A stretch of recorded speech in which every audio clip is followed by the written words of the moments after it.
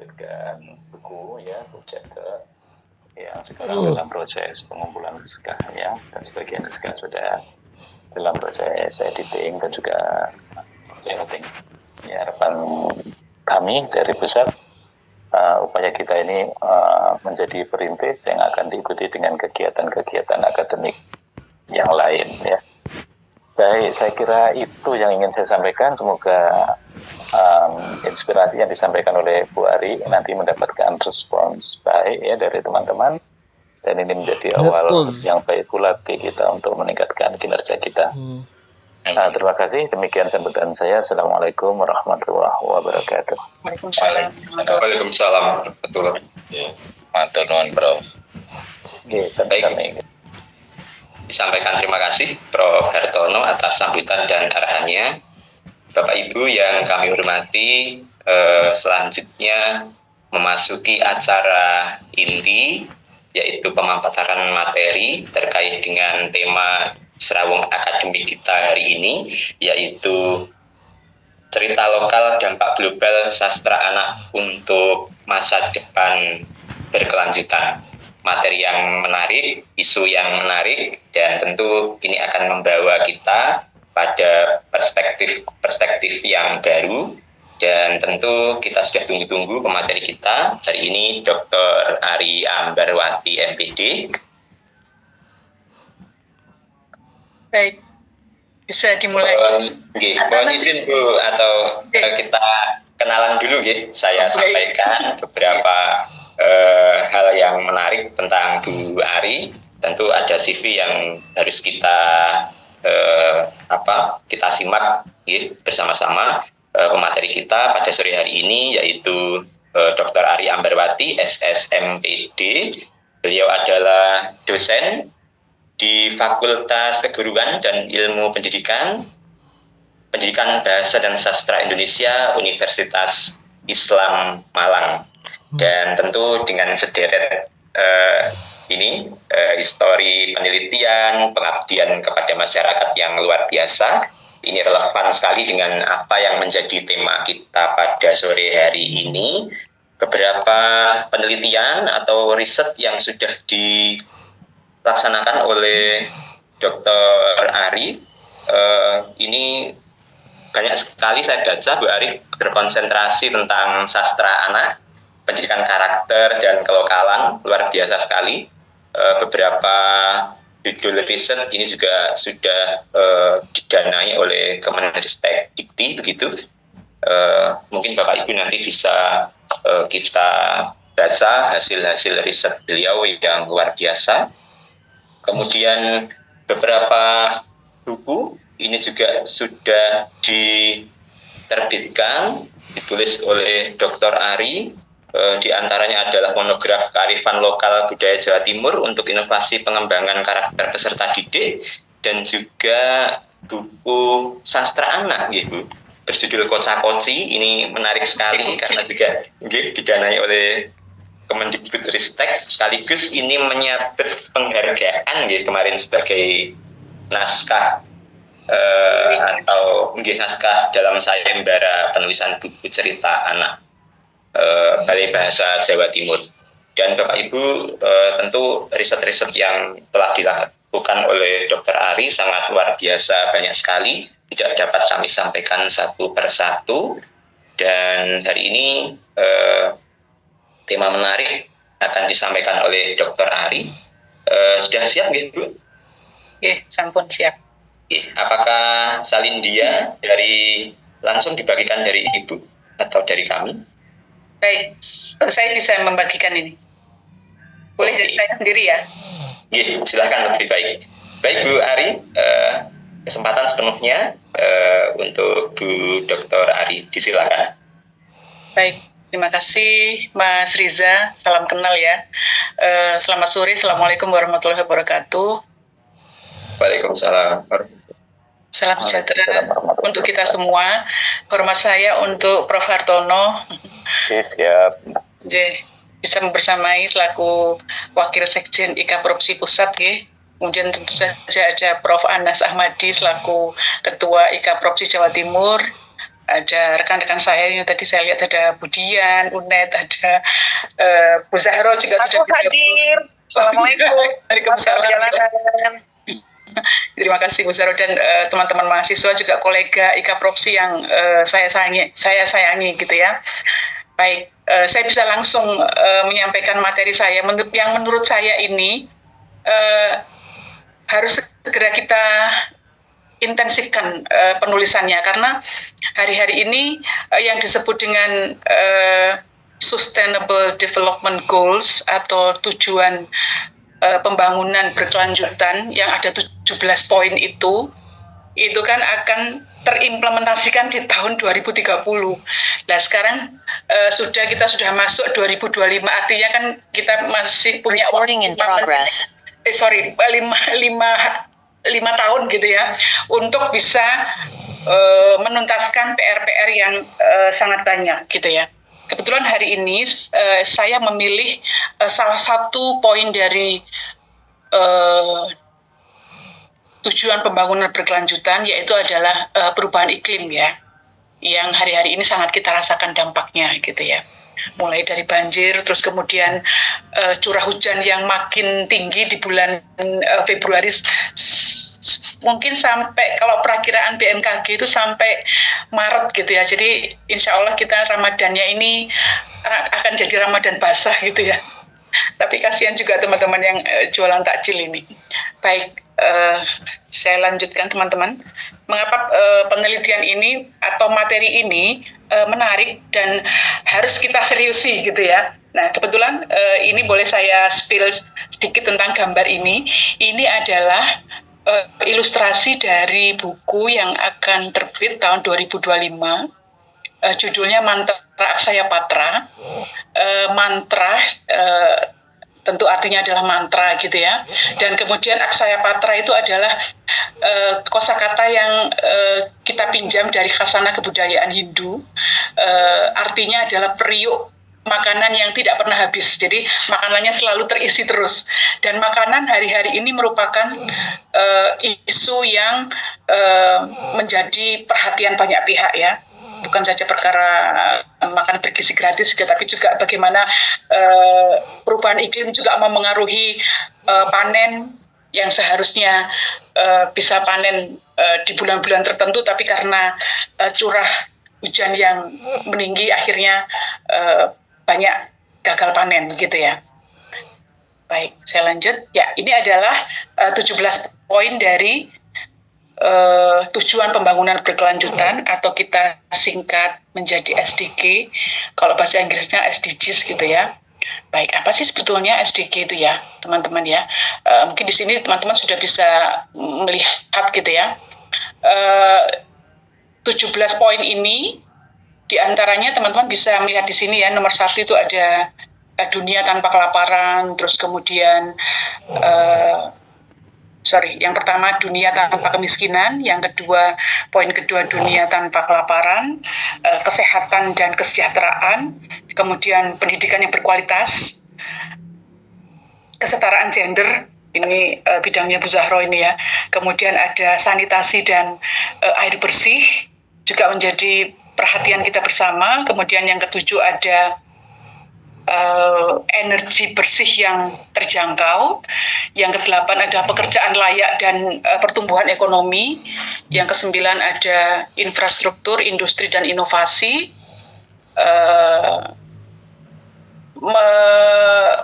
Menurunkan ketidaksetaraan gitu ya, reduced inequalities. Kemudian ada komunitas dan kota-kota yang berkelanjutan, produksi dan konsumsi yang bertanggung jawab. Ini PR banget karena Indonesia ini adalah salah satu pembuang sampah makanan paling besar gitu ya. Kemudian juga ada aksi untuk perubahan iklim, climate action, ada kehidupan di bawah laut ya, jadi artinya laut, pesisir dan lingkungannya, kehidupan di darat. Kemudian ada perdamaian, keadilan, dan institusi yang kuat. Dan yang terakhir adalah kerjasama untuk bisa bisa menuntaskan 17 PR dari tujuan pembangunan berkelanjutan gitu ya. Nah, sedikit tadi saya mau cerita tentang ini. Ini adalah ilustrasi dari buku Mantra Aksaya Patra. Ini saya ambil dari tokoh ini yang di bawah dia bawa selendang. Itu saya transformasi dari kisah Mbok Delimo. Mbok Delimo itu adalah salah satu khasanah cerita rakyat Banyuwangi, khususnya di wilayah Tegal Delimo gitu ya, yang dari Banyuwangi. Nanti bisa mengkonfirmasi. Jadi Mbok Delimo ini dengan jari atau jari itu kain panjang ya, dia punya kesaktian ketika dia sekali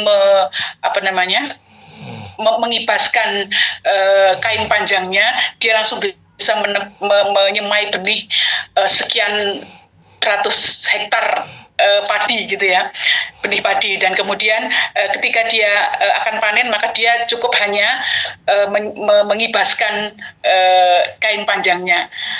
Tapi kita tidak bisa mengatakan hanya itu adalah sesuatu keajaiban, tapi di balik itu kan sebetulnya adalah perempuan juga punya peran sebagai penjaga akses pangan dan cendekia, sehingga dia mampu akhirnya menjadi perintis dan pelopor untuk kemudian memainkan peran yang signifikan dalam menjaga keberlangsungan pangan. Baik, saya lanjut. Ini saya pindah ke bawah aja. Nah, teman-teman bisa lihat di sini ya. Di sini ada salah satu cerita rakyat yang ditulis untuk anak-anak.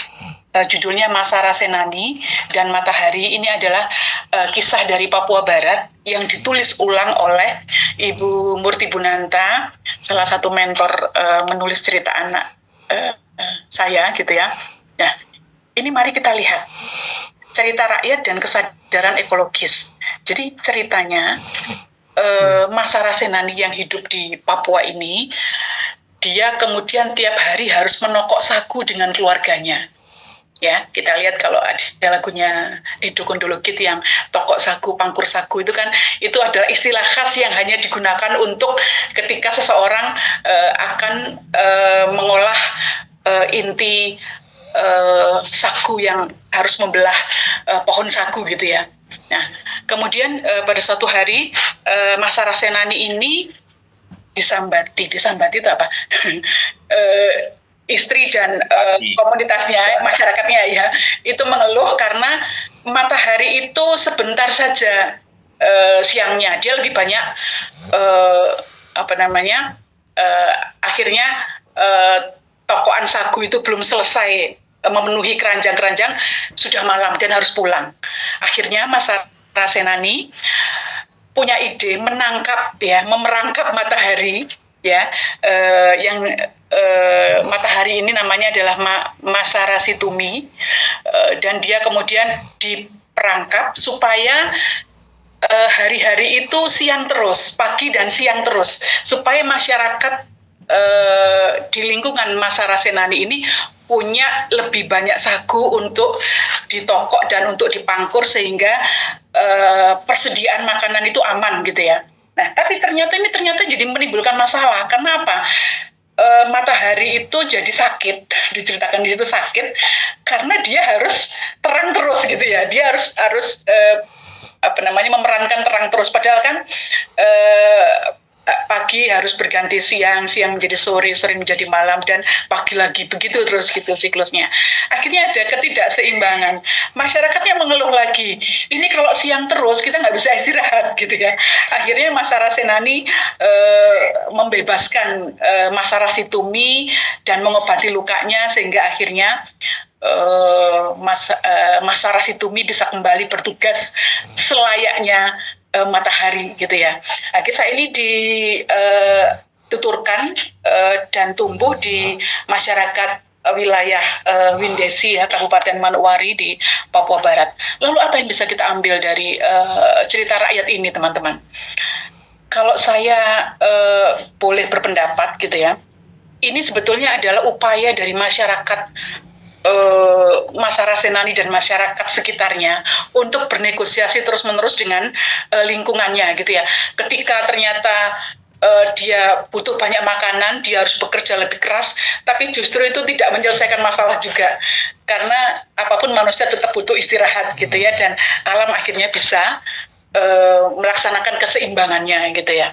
Jadi karena kemampuan manusia itu bisa terus-menerus berkomunikasi, bernegosiasi dengan alam lingkungannya, maka manusia itu menjadi salah satu spesies yang paling bisa bertahan hidup gitu ya sampai hari ini. Baik, ini adalah beberapa contoh dari buku-buku yang saya tawarkan kepada teman-teman untuk bisa diteliti, untuk bisa dicermati lebih lanjut. Ada Waldenenang Uran Wair, ini adalah kisah tentang meminta hujan dari masyarakat Nusa Tenggara Timur yang ditulis oleh kawan saya, Bu Agnes Bemo.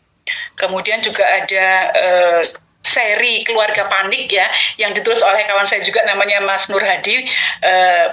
Nama pena adalah Nur Hadi dari Mizan Publishing.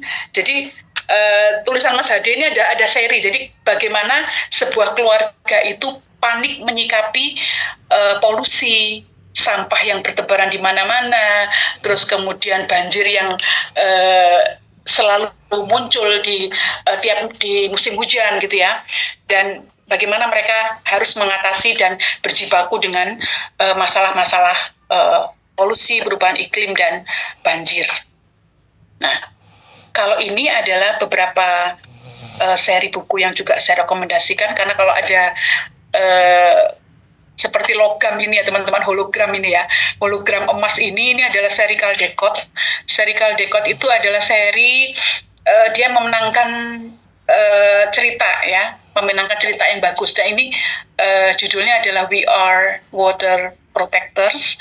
Ini diambil dari kisah masyarakat Indian Amerika Utara, bahwa tapi saya pikir tidak hanya masyarakat Indian saja ya, tapi juga di kita, masyarakat Jawa, kalau kita ke Banyuwangi juga ke Using, ke masyarakat Using, punya bersih desa, kemudian masyarakat Madura juga ada Rokatase, dan seterusnya gitu ya. Dari mulai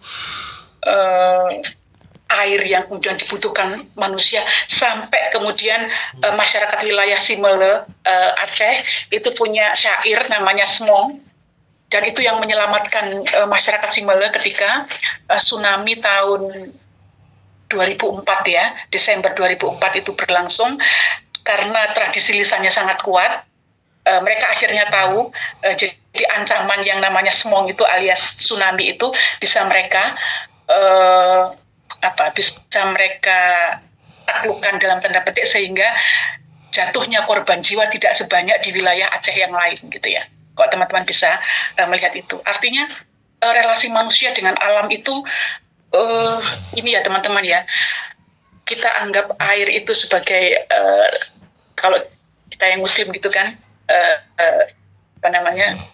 berwudu 5 kali sehari gitu ya, untuk sholat, untuk membersihkan diri, tapi juga di sisi lain air itu juga menjadi ancaman gitu ya. Kemudian ini juga yang menarik kalau teman-teman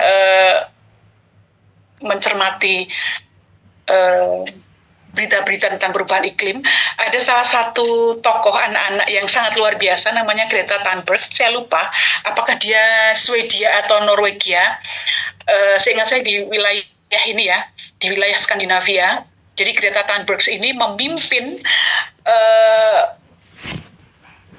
mogok sekolah, dan kemudian berkirim surat kepada para pemimpin dunia untuk mulai lebih serius peduli terhadap ancaman perubahan iklim gitu ya. Itu sudah ada.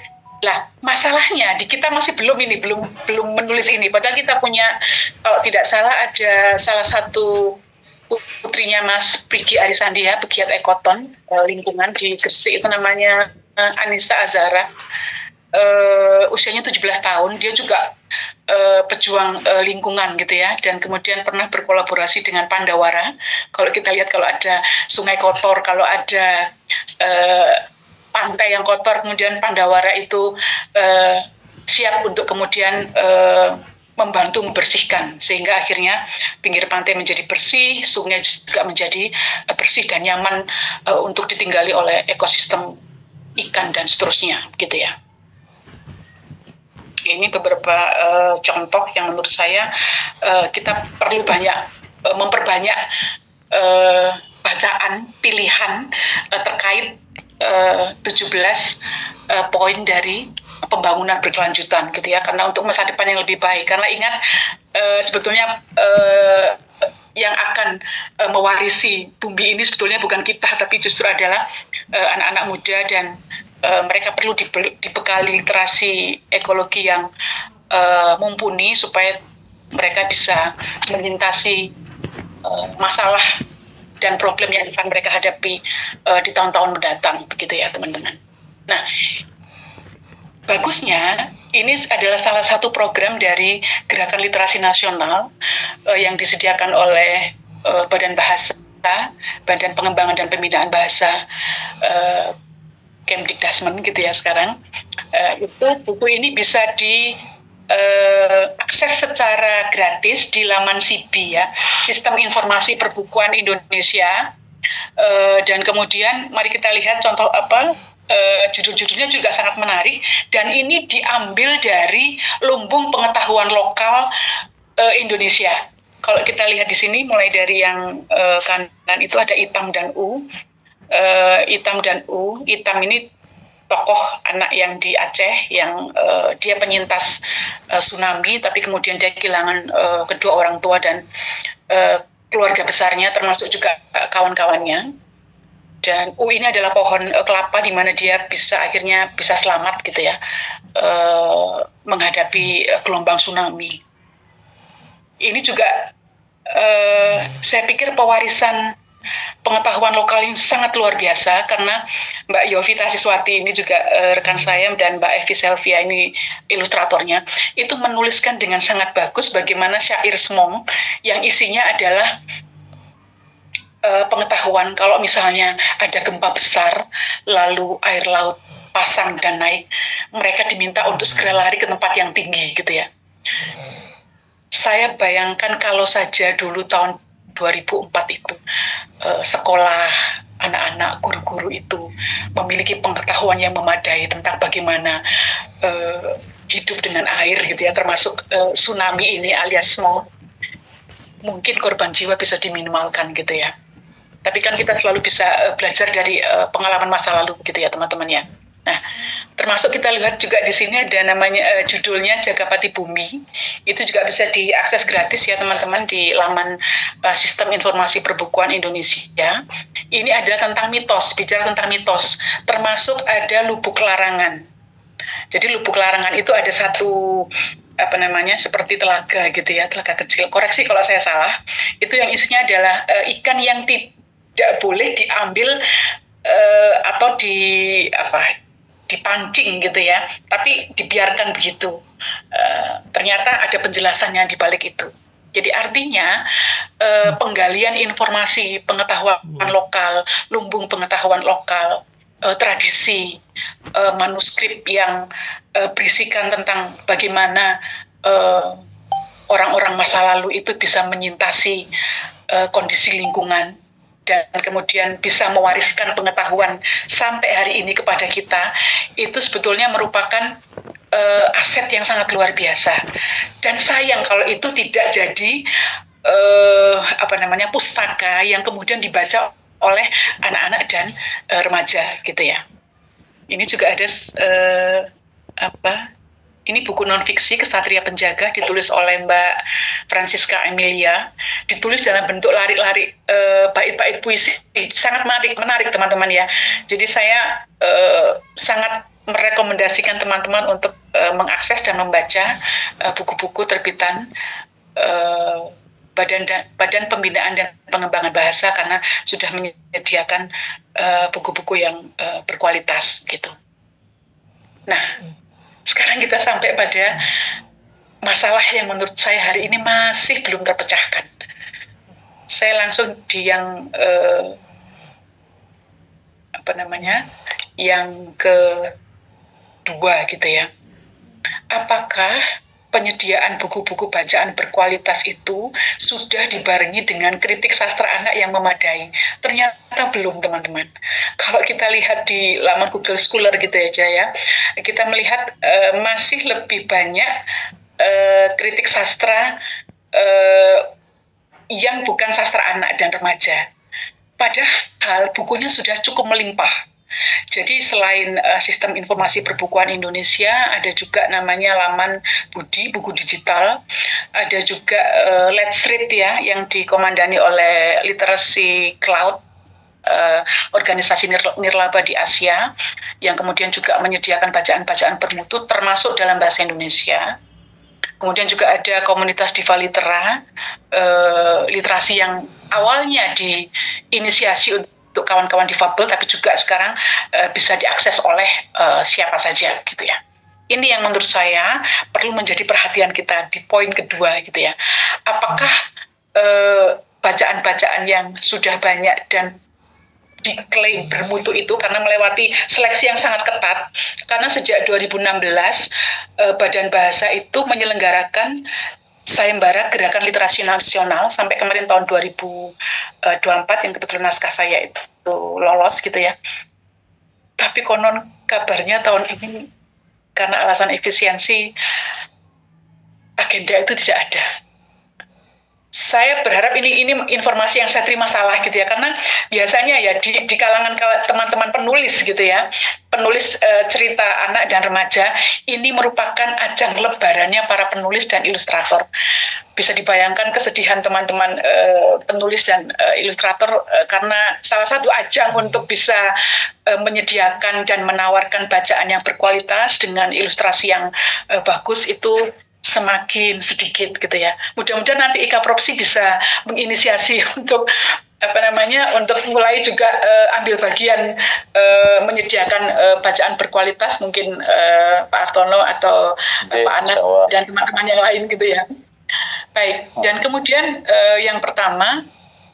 poin yang pertama, sudahkah buku-buku tersebut memenuhi preferensi dan kebutuhan siswa dan remaja, serta berdampak signifikan terhadap gerakan mewujudkan tujuan pembangunan berkelanjutan?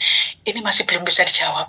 Nah, monggo saya lihat di sini teman-teman ini ada, tadi saya terakhir sampai 90-an ya, mudah-mudahan setelah ini tergerak dan berminat, karena sore hari ini saya memang betul-betul ingin jadi provokator gitu ya, supaya teman-teman mau ikut ambil bagian gitu ya, untuk meneliti dan mengkaji sastra anak.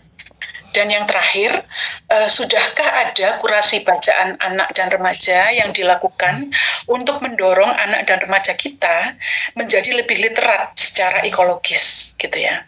Nah, ini 3 pertanyaan yang bisa kita diskusikan setelah ini, dan saya harap teman-teman betul-betul terprovokasi untuk ambil bagian, supaya saya tidak sendirian gitu ya, tapi ada beberapa teman yang memang betul-betul perhatian di bidang ini. Nah, ini saya mau sampaikan ya, ancaman nyata apa di depan mata yang jelas-jelas akan kita hadapi gitu ya. Teman-teman bisa bayangkan kalau kemudian hari-hari ini teman-teman kita di Papua tidak lagi mengonsumsi sagu, karena kita lihat di beberapa tayangan media sosial gitu ya, ada orang baik gitu yang kemudian mereka memberikan barter gitu ya, teman-teman di Papua itu memberikan ikan, memberikan sayur dari ladangnya, dan kemudian ditukar kadang dengan mie instan, ditukar dengan beras gitu. Padahal mereka itu punya lahan sagu salah satu yang terluas di dunia itu ada di Papua. Teman-teman bisa bayangkan kalau kemudian hari-hari ini teman-teman Papua lebih preferensi makan pokoknya adalah nasi dibanding sagu gitu ya. Padahal sagu dengan sangat mudah tumbuh, umbi-umbian juga sangat mudah tumbuh. Maka akan banyak sekian kosakata yang hilang terkait dengan pangkur sagu, tokok sagu, bagaimana mengolah sagu, termasuk mungkin juga pengetahuan tentang ulat sagu juga akan hilang, karena itu adalah protein yang kemudian disediakan oleh alam gitu ya, sehingga mereka bisa mengonsumsi ulat sagu ya sebagai protein, maka kita akan kehilangan kosakata bahasa daerah, terjadi pemiskinan kosakata bahasa daerah yang mengancam keberadaan dan keberlangsungan bahasa Indonesia. Itu yang pertama. Kemudian yang kedua, di masyarakat Kanekes, yang kita sebut sekarang sebagai masyarakat Baduy ya di Jawa Barat ya, di Banten, masyarakat Kanekes itu punya sistem yang namanya leit itu lumbung ya. Mereka tidak akan pergi ke lumbung dan tidak sembarang hari mereka bisa mengambil padi untuk dipergunakan sebagai makanan sehari-hari maupun ketika mereka akan hajatan. Ketika mereka akan melakukan hajatan, mereka menghitung betul berapa kilo, berapa ton, berapa kintal beras yang dibutuhkan dalam waktu dengan durasi sekian hari gitu ya. Jadi artinya etnomatematik, terus kemudian pengetahuan tentang